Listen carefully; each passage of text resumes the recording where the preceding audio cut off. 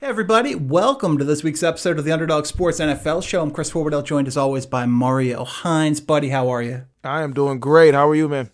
I'm all right. Can I tell you a little look into my life today? One that is was a little concerning to me. Quite frankly, I had a vague recollection of at some point during the night, like early in the night, like 1:15, woke up and I guess my ear itched or something like that, and I scratched my ear.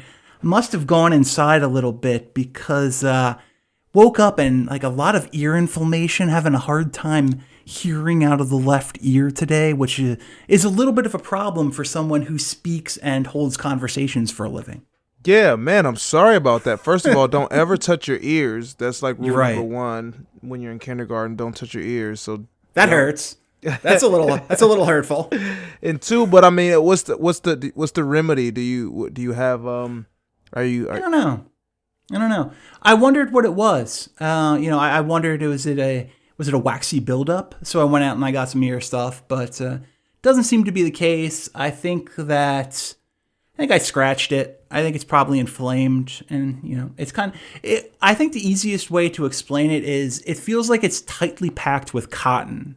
There's just a weird pressure, and I don't know. I would say 35% of the sound that is on the outside is making it to the inside in my left ear. Now, I do feel a little bit better than I did before because I took a phone call earlier, and all day, I'm worried about this thing. I'm wondering, like, oh man, what's going on? What's going to happen? I'm someone who imagines a worst case scenario in every situation. Right. So I didn't want to really test it and have any sort of tangible idea of how bad it was, because I thought, oh man, the brain is a powerful thing and it adjusts, and it can I not hear out of this at all? Like, what's going on? But then I had a call and I threw my earbuds in, and once you get the earbud in, and right now I can hear perfectly fine out of the ear when the sound is directed to it. It's just getting it in there that is the problem right now, which speaks to inflammation to me. So I'm hoping stay off it for a couple days and I'll be okay. Yeah, just stay off your ear. Don't do ear things. Well, I'm an ear push-up guy. I'm an ear push-up guy. Keep it elevated as well. Keep your Dude, I can only imagine how dumb I looked when I went out and bought this earwax stuff, thinking that maybe that was it. Because, you hear these horror stories about you're not supposed to use Q-tips because all it does is push the earwax deeper into your ear and blah, blah, blah. I'm like, maybe I did that.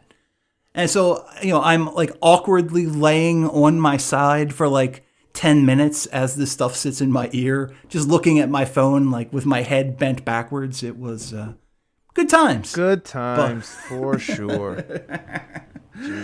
Good times in the NFL too. I've been very concerned about what I consider to be a foregone conclusion that there would be a strike at some point once the CBA was up. News came out today, fairly significant and fairly recently, that the NFL and the NFLPA are actually getting closer on an extension to the CBA, and the big part of it is it would see the schedule jump to 17 games, Mario. Yay, 17-game season. More backups being played, more injuries to key guys, another extra game to see guys sit out when they've secured the playoff spot. Right. Yay for game 17. So I mean, hey, I'm sure we're not going to mention anyone here, not play any favorites, but the sports books would be happy to have an extra week of NFL football, and I'm sure the stadiums would as well. Would you say that it's safe to assume that what a 17-game season would allow for the NFL is to sort of expand their reach with each team playing at one game on a neutral site? Yeah, that's the expansion project, which I can't, hate on. I can't think. I think that's fair now. For every for that to happen for every team. I did hear that they're going to take away one preseason game. So I'm actually, as thumbs down as I sounded, as my initial reaction, it balances itself out and actually gives us a possibility for one more meaningful game as opposed to a guaranteed meaningless game with 4 preseason games. So, well, elegantly said. Let's talk about the significance of the loss of a preseason game. You were a guy who went through this process. You were fighting and clawing to make an NFL roster. How important is that preseason game for, a guy like you? I think it's weird because there's two sides to this, Chris, and I think there's like a time where, maybe pre-2013 where like that those 4 preseason games you could really feel them. I would even say pre-2011, like where those 4 preseason games were used really to figure out the roster and this and that. And now it really seems like there's not really much one can do. I think that 4th preseason game is the waivers game where, you just trying to see if you can stick in the league as opposed to stay on your team. And it seems like the rosters are set, by preseason game 3. If you're a guy that's on the fringe, there's not much you can do against competition that coaches don't necessarily see worth or value in. Right. So I think that having 3 preseason games now will allow for players that were in my position, the undrafted free agent, the underdog, quote unquote, that faster. You can kind of feel where you are, where you fit in the locker room, on the roster, and kind of do a better job of doing what it takes to make a splash. When you're trying to make an NFL roster as a guy who is anything but guaranteed a roster spot, what percentage do you think practice plays versus what percentage does game production play in the preseason? I would say, okay, all things equal, I would go 70-30 in favor of practice. Now that makes sense to me. Yeah. Now the anomalies to that are the amazing plays that someone can make. Put it this way, like a kickoff return for a touchdown will extend you no matter how you've played. Not no matter, but it will boost anything you've done in practice, or an outstanding block or an amazing these great plays or a drive where you look like you dominated and you were able to stop sucking wind and continue to push through mental fatigue. Like those things will kind of surpass that 70-30, but all things equal 70-30. Okay. Let's talk about a guy who is desperately trying to make a team, although in a little bit of a different situation. That's Colin Kaepernick. The news came out this week that not Colin, but the NFL had scheduled a workout for Colin Kaepernick for all of its teams. Now, it's a mess what has happened here. Teams usually work out on unsigned free agents and stuff like that on Tuesdays. This is going to be on a Saturday. And Kaepernick asked to move it. The NFL wasn't open to it. A number of teams have actually reached out to Colin to apologize for not being able to make it because, it's the day before a game. What do you make of this?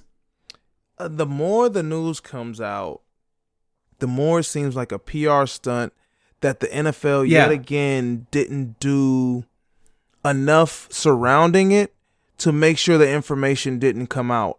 And now it's looking more and more like the NFL is insensitive. Colin Kaepernick has to play ball, which he's not, and that it's Colin versus the league all over again. So that line in the sand is as thick as ever at this point on if you are backing Colin, if you're not backing Colin, if you just want it to be over with. All these lines are now as thick as they always were, and now we're just reminded of it yet again. Doesn't this feel like a move for a legal battle? Kaepernick obviously sued the NFL for the whole blackballing thing. And now the NFL can say, how are we blackballing you? We literally arranged a workout for you.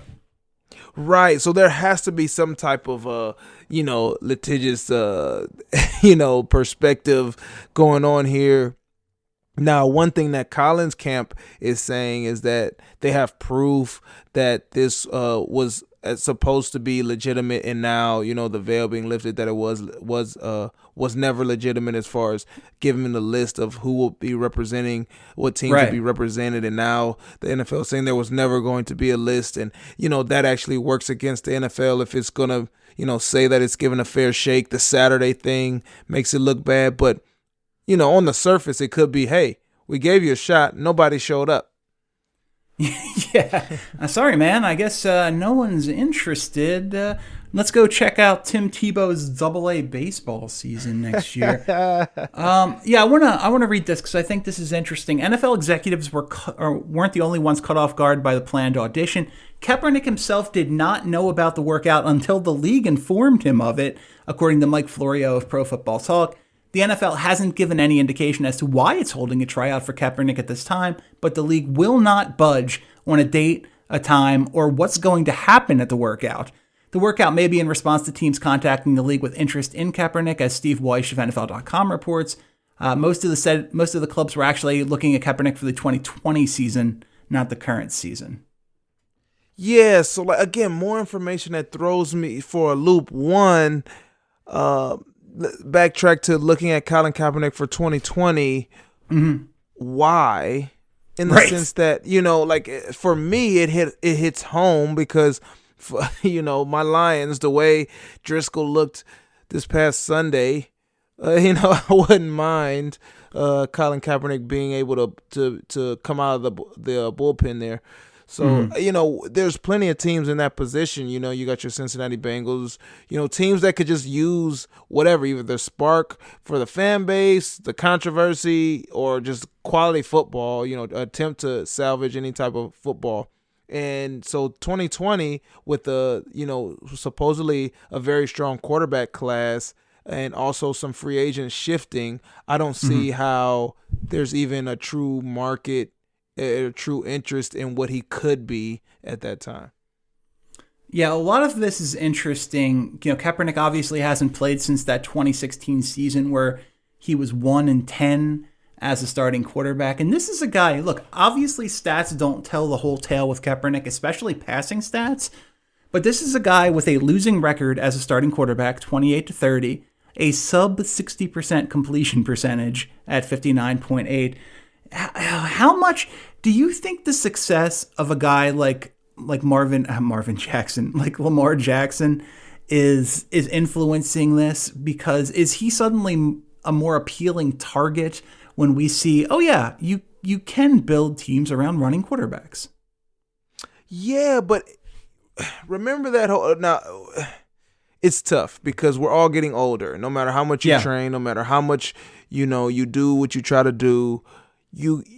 We have to assume that Colin, his game was going to mature into a more pocket passing or a less running for yards and more running to make plays in the air game by now anyways, had he never missed any season. So now it's hard for me, as much as we're adapting offenses to the playmaking abilities of the quarterback, it's hard for me to say that this is the time that Kaepernick would thrive, considering he's 33 years old now and he hasn't played or taken a hit or had to run, away from a defender.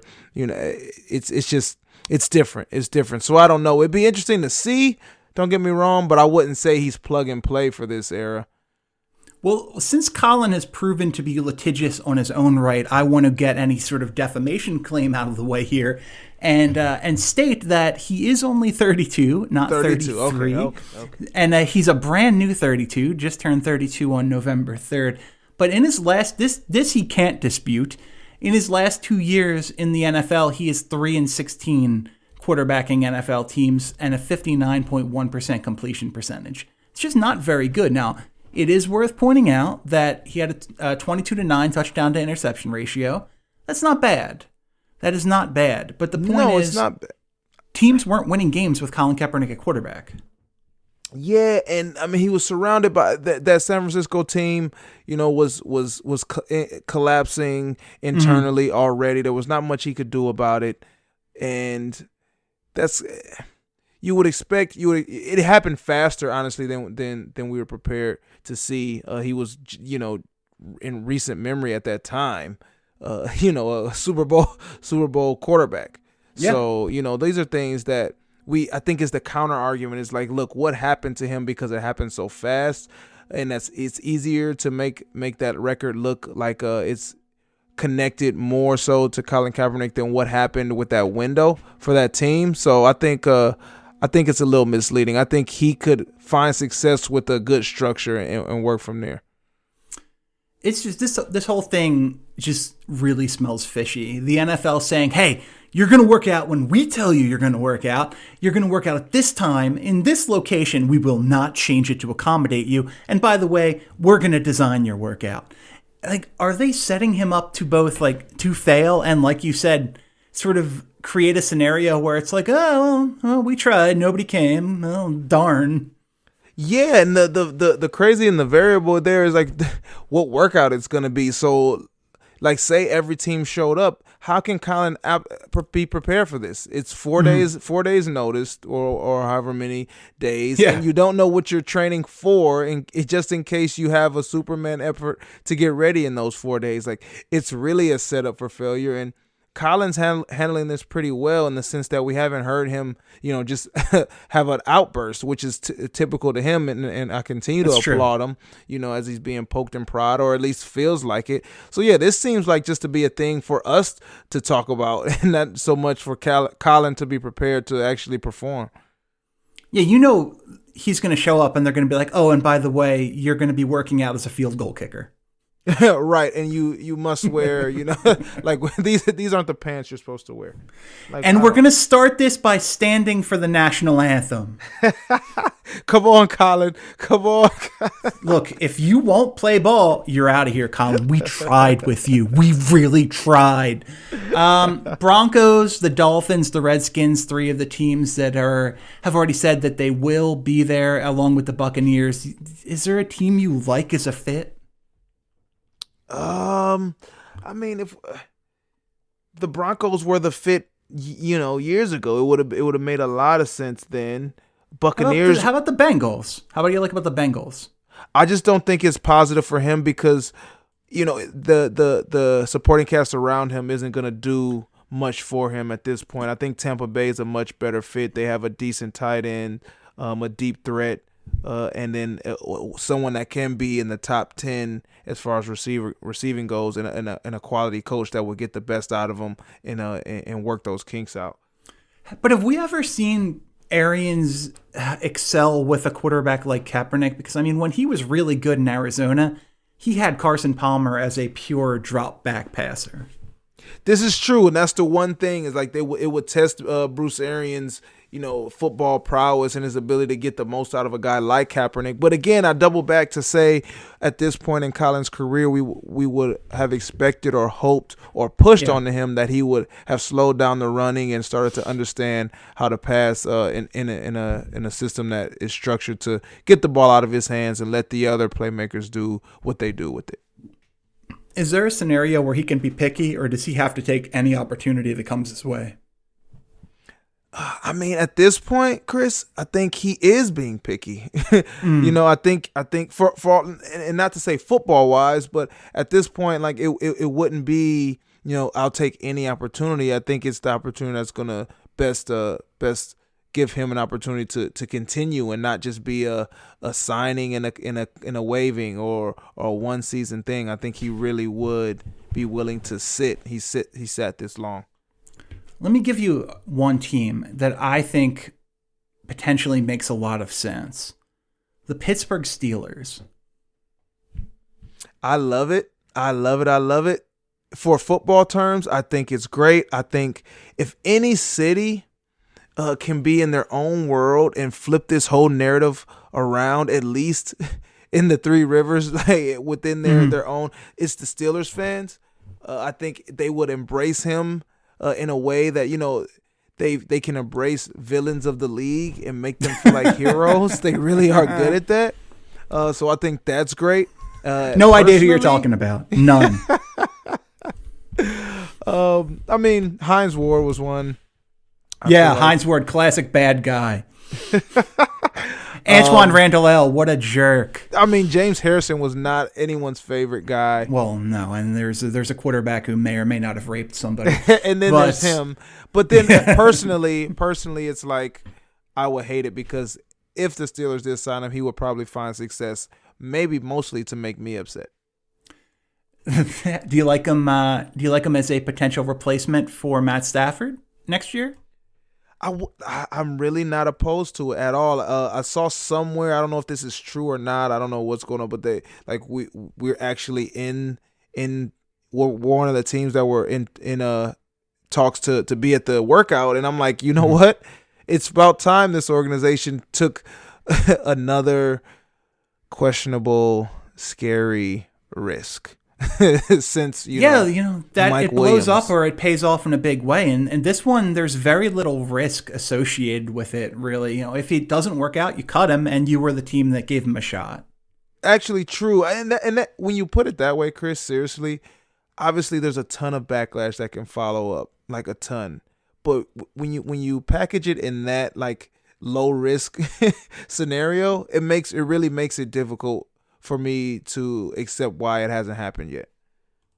All right, let's take a quick break. We will be right back. Hey guys, it's Chris, and week 11 of the NFL season. Week 11, when did that happen? Means week 11 of the Sportsnet Challenge, brought to you by BetOnline. A little bit of a rough week for me last week in what was a strange week in the NFL. A lot of upsets, and I was not in front of those. By no means. Fear not, I will recover and I will ascend. Those in front of me are in danger. Huge time in sports right now. The NFL is going on, college football is going on, the NBA is going on, the NHL, college basketball. Kentucky lost today. Kentucky lost to Evansville. College basketball is amazing, and you're not going to want to miss any of the action. Visit our good friends and the exclusive partner at Podcast One, betonline.ag, to take advantage of the best bonuses in the business. Sign up for a free account and make sure you use that promo code PODCAST1 for your 50% sign-up bonus.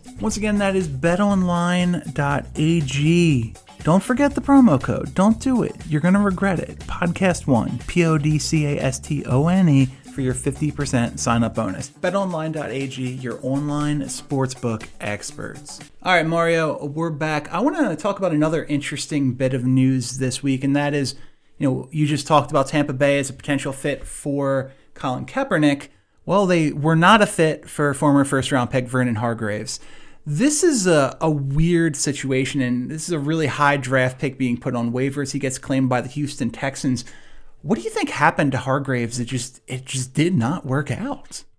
You know what I think? It's similar to what happened with Aqib Talib in that scenario. Now, obviously, Talib came with his own personal things, but it's one of those things where you get to your first destination and it just doesn't click, and it starts to affect your love for the game, how you apply yourself, and then that trickles down to how you perform on the field and your relationships in the organization, and it just kind of like sours out. Luckily for Hargreaves, he wasn't necessarily a terror. He wasn't a bad guy or in the media or making foolish decisions off the field. It just it soured out, and I think it's one of those things where a change of scenery, and we'll forget who the first team he played for was, and then he'll probably end up salvaging a career where he's a pretty decent corner in the league. He gets cut by the Cardinals. He gets benched in the third quarter after, I guess Arians said he wasn't running hard enough after the receiver. Just the straw that broke the camel's back for him in Tampa Bay. Let me ask you this. As a wide receiver, clearly you're an expert on defensive backs. What is it that separates a good defensive back from a bad defensive back, at least in the cornerback position? In the cornerback position, the greatest cornerbacks are similar to wide receiver, play so patient and just accelerate and trust what they see and what they feel, most importantly. So the toughest times I've had getting open, or even I've seen, elite guys, elite receivers work to get open, it's the corners that, you're stemming them, you think you're putting them in position to be out of position, and they're just working, they're just working your hip. they're taking their time and they're really waiting for, your third step or your fifth step or your eighth step, your standard cut locations. And they're not taking the bait on anything else. They're not buying anything you're selling. But when they decide, they're deciding fast. And then that pass breakup, you can feel them on the hip. They'll give you that small enough space just so that they can actually use it to close. It's one of those weird things where you only feel open for half a second, and that's the moment he wanted you to feel open. So, the other corners that are super fidgety and want to make the play so soon, and their timing's all off, and they're, either their feet are stuck in the grass or they're too bouncy and you can move them anywhere you want to move them. Those are the guys that don't show the patience to know that, as nuanced as route running can be, there's only so many routes you can run, especially from where you're lined up. So those are the good corners, man. The patient guys that really aren't buying a bunch of real estate and aren't taking every sale that they see and using every coupon that they find in the newspaper. They're really really cheap and cost effective with what they buy from a receiver, and it's actually a fun thing for a receiver because you have to figure out how to win as creative but as straightforward as possible. Well, that sort of leads to my follow-up question, which was, when you're sitting there watching film on an opponent getting ready for a game, what are the traits that you see in a cornerback that just you start licking your lips and you're going to have a big day? My favorite thing, it's baseball. It's a baseball rule that I teach my younger receivers, and it's taking the first pitch, which is, if a guy rolls up, if he's playing anywhere 3 yards or within, you're happy because you're going to find out what type of corner you got pretty quickly. And you speed release him. You take that fastball, so no moves, no anything. You find out where he's at. You speed release, and if this guy wants to chuck his arms and keep his feet in the ground, you know what guy you're up against, and that's the guy you want to be up against because whatever move you make, he's going to be a half step slow, even if he knows it's coming because his feet are in the ground and he just wants to try to win at the line so badly that he forgets his technique and he's just really lunging at you and launching at you. So those are the favorite guys, the foot and cement guys, or the guys that don't ever get lined up. And so you're like, okay, I'll just move you wherever I want to move you. That's what do you mean? What do you mean by don't ever get lined up? So there's guys that want to disguise their coverage for as long as possible, and then they never really get lined up, and they're out of position, by alignment. They're beat by alignment is what we call it in the film room. Is okay, this guy's not in position to do what his job entails him to do. So by the time he's trying to stop me from figuring out what coverage he could be in, we're just putting him in position to where we get to our spot because he has to work to get back into leverage with the rest of the defense. So those are the kind of guys you like because they do your job for you.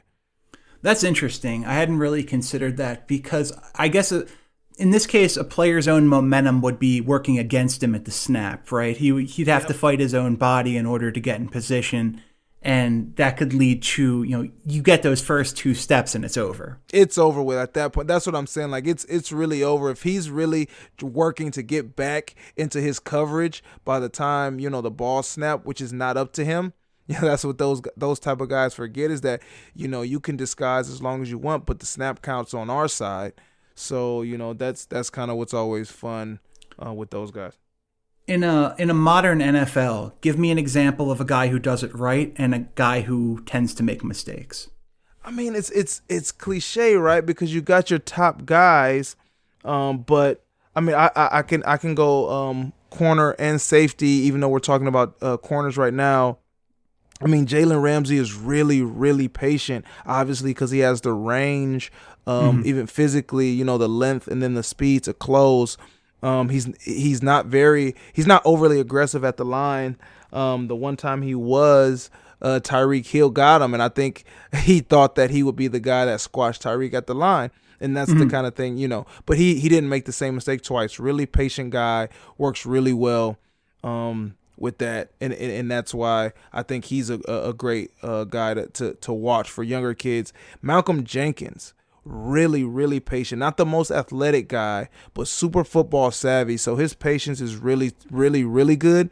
And his alignment, like he's gonna put himself in the best position pre-snap to make you work as a receiver. Every receiver has to work physically when they're going against Malcolm Jenkins. So thumbs up to him. A guy that I see breaks his technique constantly. And we've seen it even more now since he's gotten paid is Janoris Jenkins. He's just obviously been super, super athletic for his entire career. So that season where he got, I think, like 6 interceptions or whatever, 7 maybe it was, he was just really gambling really well. And it caught up to him because he was like that in college in both destinations. He was a gambler who was kind of caught out of position, but he was super athletic, a lot of speed. And now I think some of that athleticism is deteriorating as he gets older, or maybe he's not working as hard with the payday. And, he's out of position a lot. One more guy I want to shout out just because, paying homage. Asante Samuel was the epitome of patient and explosive with a guy that's kind of undersized, and which is why he was in position a lot to make plays. So you work with kids, all the time when it comes to developing young football players. There's a reason that we talk about this top 1% of athletes. How much does football IQ make up for lack of playing speed if maybe you're not a 4-5 guy? It's the difference. It's the difference actually, including 4-5 guys. It's the difference as you go up in level because if the receiver is football savvy and you're a 4-5 guy, then you're probably out of position because you're going where the receiver wants to take you. As a defender, like I said, like with the Malcolm Jenkins, he uses a lot of his football savvy to just not have to put himself in a position where he's exerting all of his athleticism against a guy who's likely more athletic. Ed Reed did this better than most as his athletic ability seemed to increase as his career went on because he didn't seem that athletic out of Miami, but just being so smart and trusting what you see and reacting fast. So I think it's actually the difference as you go up in level. And I try to tell younger players that if you want to play at the next level, you've got to get mentally there before you're at that level. So if you're going from JV to varsity, your freshman year, you want to be trying to think like a varsity player. And if you want to go from varsity to college, by the time you're a senior, you want to be thinking that way in high school football and so forth. That's really interesting. This has gone a little bit longer than I thought. We're going to not hit nearly all of the topics that I have on this list, which is always a sign of a good show. We talked about Stafford a little bit earlier. How resigned are you to the fact that this might be his last year in Detroit?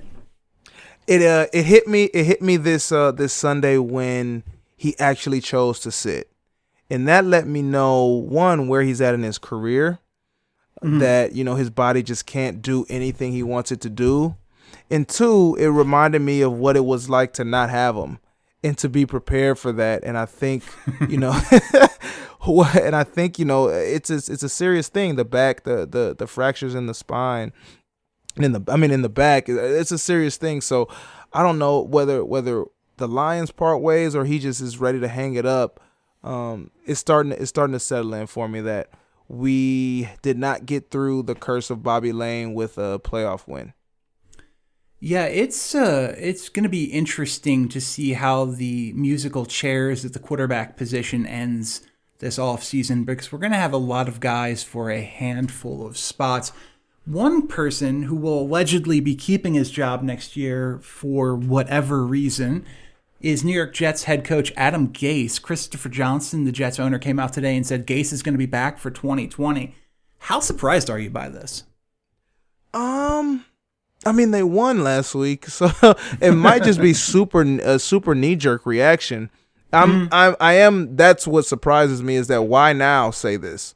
What's the point of saying it now? I don't necessarily think that I would be surprised if we started to see some uptrend in these last few games, and they were like, all right, we'll give it one more shot as we search for the next guy in the background. But to say it now is super surprising because there's so much more that can go wrong. Last thing I want to hit, a little off topic here. Disney Plus came out yesterday. Mario Hines. What were your initial reactions? My initial reaction was to roll out of bed, pull out my credit card, and join the club. So I have Disney Plus. I'm enjoying it. The nostalgia of so many things right now. X-Men cartoons, Spider-Man, Simpsons. The list goes on. So I'm locked in. How about you? I'm excited for it too, and I'm excited for what it's going to become, because obviously the library is a little bit limited now, but it's super cool to see. It's a nostalgia trip, really, and it's super cool to have access to all these things again, and more so to see other people's reaction to the things that you like. We're messing around with Disney Plus last night, and I'm going through stuff. And I get really excited and start watching DuckTales. And my significant other could not understand what the appeal of that show was. And that's fair, but it's just it just rings so nostalgic to me. That's my childhood. DuckTales was God, I loved that show. Yeah, isn't that like after school, right after school, you toss your backpack off and you hear the theme song and you're like, yes, I'm home, peanut butter and jelly. And by the way, theme songs were so much better back then. Yeah, are there even intros at this point? That's true. Yeah, you're not like a Tailspin or a DuckTales or even Gargoyles. You don't get that stuff anymore. What were the couple of things you really gravitated to? Oh man, I found Recess, one of my older shows. Recess was huge. Aladdin got immediate spins. Yeah, like the. Did you see the live action Aladdin? I did see the live action Aladdin, and I was impressed by their ability to stick to and make some of those things from the cartoon come alive. I actually was impressed by that, but it reminded me how, I guess, Aladdin, the tale stands taller than the actual movie and what happened in it. It's kind of, the story is kind of like not that interesting. It's not. And my issue with the live action movie, and it was fine. I thought Naomi Scott was really good as Jasmine, and I thought Will Smith did an admirable job playing, a slightly different genie than Robin Williams, because you don't want to do a Robin Williams imitation. You're going to lose. Right. I thought the guy was a little bit weak, and especially in terms of the singing. Once we got around to Magic Carpet Ride, I muted it, paused it, and as that was playing, I just played Magic Carpet Ride on YouTube from the original Aladdin. That's fair, because it was I won't go as far as to say cringy, but it was like, okay, man, this is definitely not duplicate. Like you can't duplicate it. This is not something that you can remake that magic. So, moving on. Like one of those things. Show me more Will Smith. Right. Will Smith was good. Will Smith was good. Did you see the live action Lion King? I did, and I am actually on board as to say they did a really, really good job. Again, the music, it's just a one hit thing where it was a space and time that felt great. But I had no issue with how it was represented in with the real looking creatures. It took me a while, man. I hold the Lion King in such incredible reverence, and it just, I don't know, it took me a while. It was watching borderline photorealistic animals talk. It was strange. It gave me like a little Dr. Dolittle feel for some point. And by the way, they're remaking that with Robert Downey Jr., I think. Good luck to RDJ, from Tony Stark to Dr. Dolittle. That's going to drive him back to drugs. But that's screwed up. But the highlight of Lion King for me was Timon and Pumbaa, was Billy Eichner and Seth Rogen. Yes, their riffing was A1. I was definitely enjoyed that. I liked Donald Glover as Simba. He was fine. I don't know. I feel like Beyonce was cast because she was Beyonce. Yeah, and, for the album purposes, it seems like. Yeah, and the other one that can what's his name? Rafiki? Yeah, Rafiki.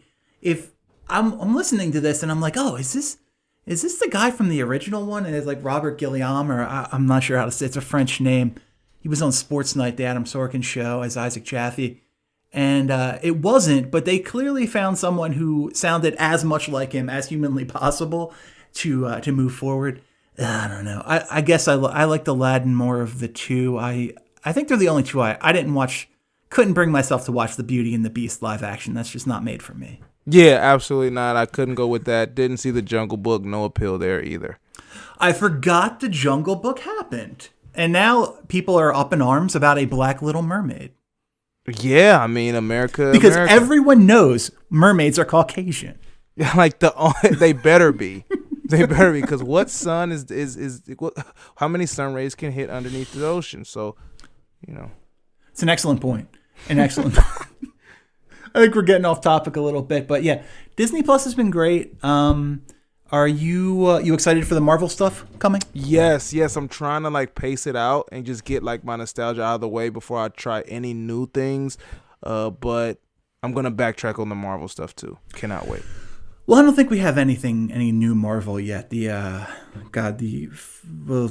Falcon and Captain what's his name? Yeah, the Bucky Barnes and Falcon one is the first one. Falcon and Winter Soldier. There you go. Got it. I can paste that away.